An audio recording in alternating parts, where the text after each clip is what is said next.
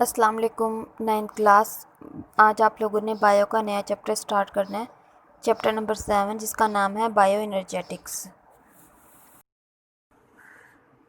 Bio energetics आपने इसके अंदर जो से टॉपिक पढ़ने हैं, bioenergetics and the role of ATP, photosynthesis, mechanism of photosynthesis पढ़ेंगे, role of chlorophyll and light, limiting factors in photosynthesis, respiration, aerobic and anaerobic respiration, mechanism of respiration, the energy budget of respiration। Bioenergetics से आप किस तरह से ज़िंदगी में energy आती है, एटीपी उसका सोर्स होती है और वो कहाँ से आती है, ये सारे प्रोसेसेस आप इसमें पढ़ेंगे। सेलुलर रेस्पिरेशन क्या होती है, ये सब कुछ। अब सबसे पहले हम स्टार्ट करते हैं। सबसे पहला टॉपिक है bioenergetics and the role of ATP. Bioenergetics क्या है और एटीपी का रोल क्या है इसमें। सबसे पहले बायोएनर्जेटिक्स की definition. Bioenergetics is the study of energy relationships. ये एक एनर्जी रिलेशनशिप की स्टडी होती है एंड एनर्जी ट्रांसफॉर्मेशन, और एनर्जी की ट्रांसफॉर्मेशन यानी कि कन्वर्ट हो जाना एक फॉर्म से दूसरे फॉर्म में लिविंग ऑर्गेनिजम्स में। ठीक है, बायोएनर्जेटिक्स एनर्जी ट्रांसफॉर्मेशन की स्टडी को कहते हैं या एनर्जी रिलेशनशिप्स को कहते हैं लिविंग ऑर्गेनिजम्स में। Organisms obtain energy by metabolising the food. Organisms जो होते हैं एनर्जी हासिल करते हैं बाय मेटाबोलाइज द फूड।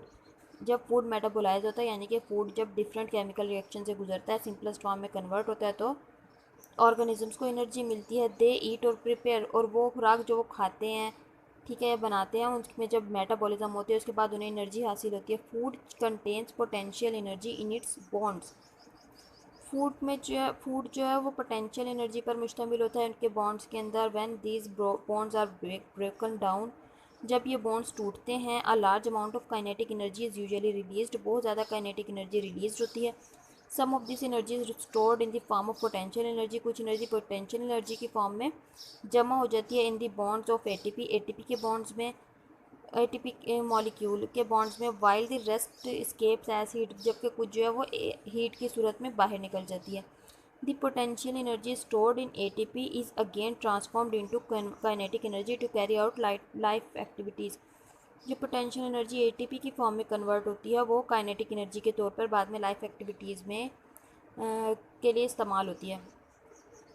क्या कह रहे हैं कि जो रिलेशनशिप है ना स्टडी, ये एनर्जी जो है वो एक फॉर्म से दूसरे फॉर्म में कन्वर्ट होती है। कन्वर्ट किस तरह होती है, दो किस्म की एनर्जीज होती हैं, एक होती है पोटेंशियल एनर्जी और एक है काइनेटिक एनर्जी। ठीक है, पोटेंशियल एनर्जी जो होती है वो स्टोर्ड एनर्जी को कहते हैं, जो हमारी जो कि अभी यूटिलाइज ना हुई हो और एनर्जी मौजूद हो और स्टोर हो जाए।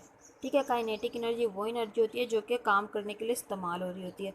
तो जब हम फूड खाते हैं तो फिर क्या होता है कि जो उससे उसमें जो मेटाबोलाइज होती है उसके बाद उसमें कुछ एनर्जी जो पोटेंशियल एनर्जी की सूरत में, जिसकी हमें ज़रूरत नहीं होती है, पोटेंशियल एनर्जी की सूरत में एटीपी मॉलिक्यूल्स बॉन्ड की फॉर्म में कन्वर्ट होकर जमा स्टोर हो जाती है।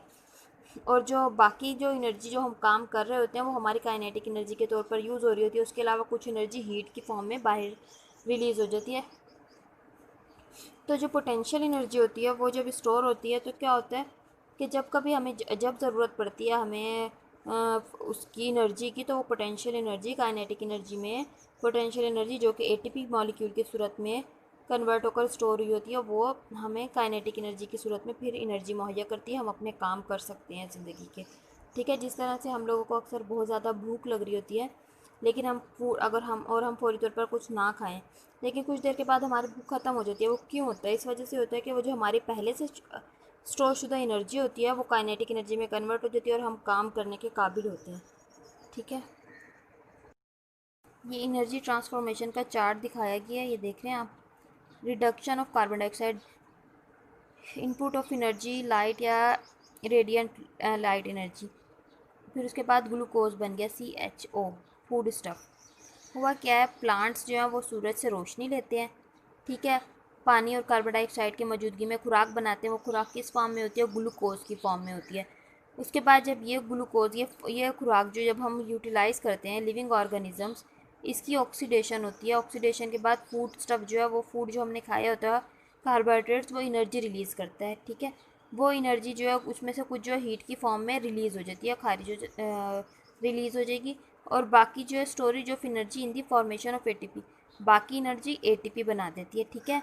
अब एटीपी कैसे बनता है, एडीपी मौजूद है, उसके साथ एक और फॉस्फेट का बॉन्ड लगेगा और उससे एटीपी बन जाएगा। एडीपी मतलब एडिनोसिन डाइफॉस्फेट, यानी कि पहले 2 फॉस्फेट मौजूद थे इस बॉन्ड में, जब एक और फॉस्फेट मिला तो ये क्या बन गया, एडिनोसिन ट्राइफॉस्फेट, 3 फॉस्फेट ग्रुप मिलकर इन्होंने एटीपी बना दी। ये अब एनर्जी की फॉर्म में कन्वर्ट होकर हमारे सेल में स्टोर हो जाता है, जो कि ज़रूरत पड़ने पर इस्तेमाल होगा।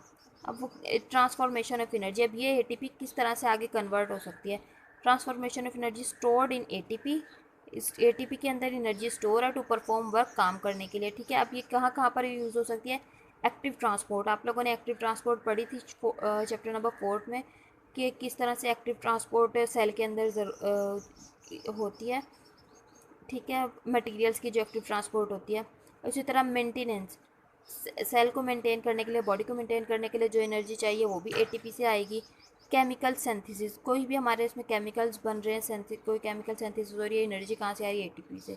अब इन रिएक्शंस के दौरान इन तमाम कामों में जो हीट भी तो रिलीज़ होती है ना, वो हीट भी रिलीज़ होती जाएगी, वो एनर्जी हीट में भी कन्वर्ट होकर बाहर निकल जाती है और बाकी जो है हमारे एक्टिविटीज़ में यूटिलाइज हो जाती है। इस तरह से हम ये एनर्जी कन्वर्ट होती है, ठीक है। कि पहले ग्लूकोज था, ग्लूकोज ने कन्वर्ट टू एटीपी में कन्वर्ट हुआ, एटीपी आगे मज़ीद हमारे कामों में यूटिलाइज हुई है। ये आप लोगों ने टॉपिक करना है अपना इस चैप्टर का पहला। शुक्रिया।